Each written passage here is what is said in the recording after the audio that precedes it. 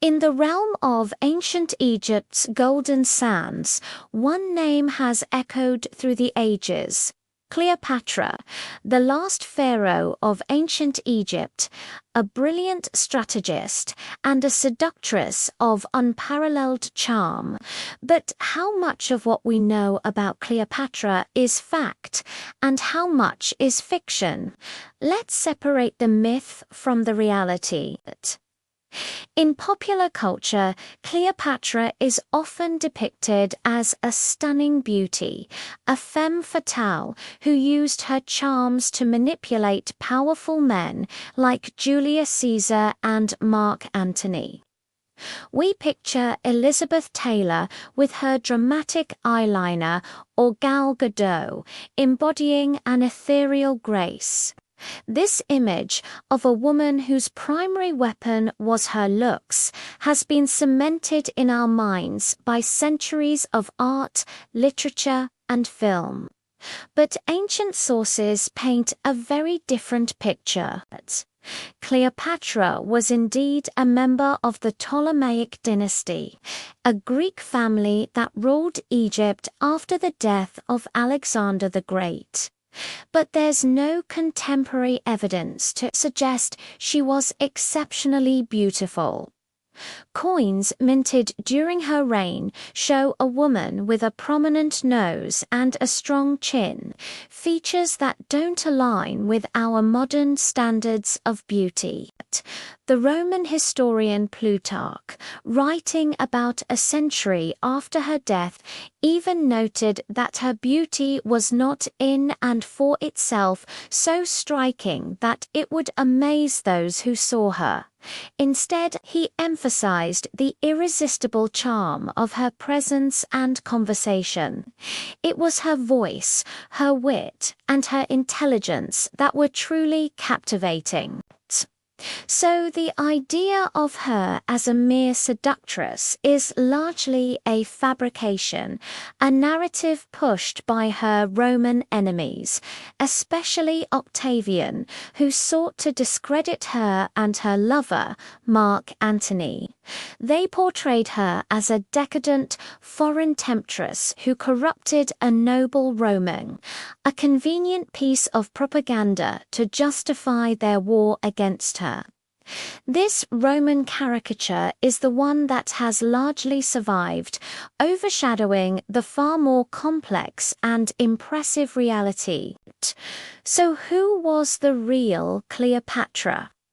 According to historians like Plutarch, she was first and foremost a skilled diplomat, a brilliant strategist, and a formidable leader. She was a true intellectual, educated in the great library of Alexandria. She spoke multiple languages fluently, including Egyptian, Greek, and Latin. This was a remarkable feat, as she was the first Ptolemaic ruler to actually learn the Egyptian language, which allowed her to connect directly with her subjects in a way none of her ancestors had. This linguistic talent wasn't just for show. It was a powerful political tool, enabling her to negotiate with foreign dignitaries and command her multicultural armies without needing an interpreter.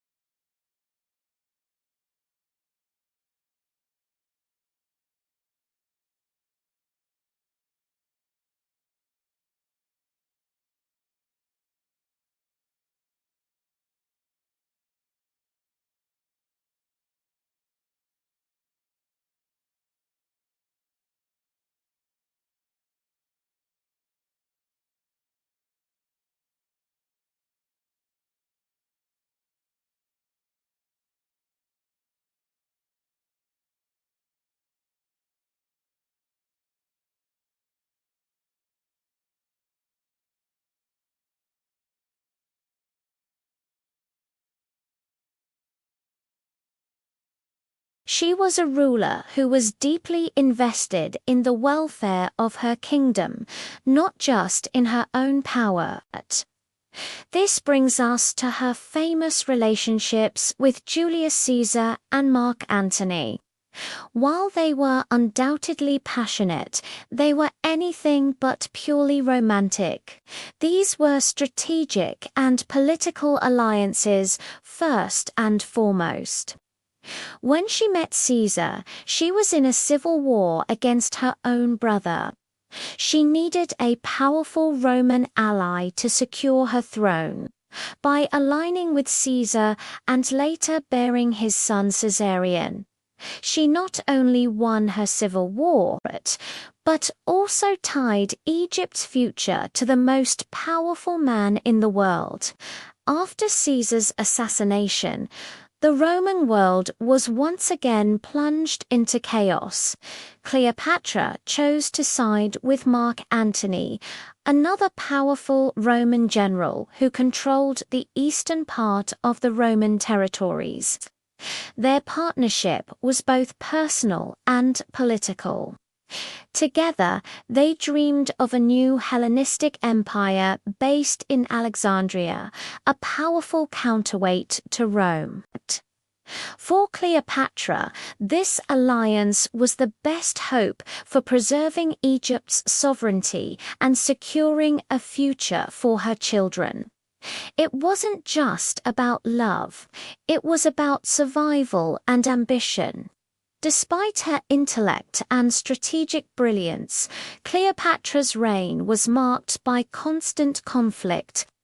Her alliance with Mark Antony ultimately put her on a collision course with Caesar's heir, Octavian.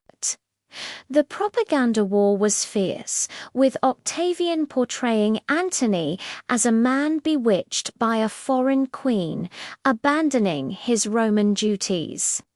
The struggle for power culminated in the famous naval battle of Actium in 31 BC. The forces of Antony and Cleopatra were decisively defeated. Following the loss, both Antony and Cleopatra took their own lives rather than be paraded through the streets of Rome as captives in Octavian's triumph. Cleopatra's death marked the end of the Ptolemaic dynasty and the end of an independent Egypt, which was then absorbed into the Roman Empire. The story of her death, often romanticized as a final act of love, is also a testament to her pride and her refusal to submit to her enemies. Cleopatra's legacy extends far beyond the myths and legends.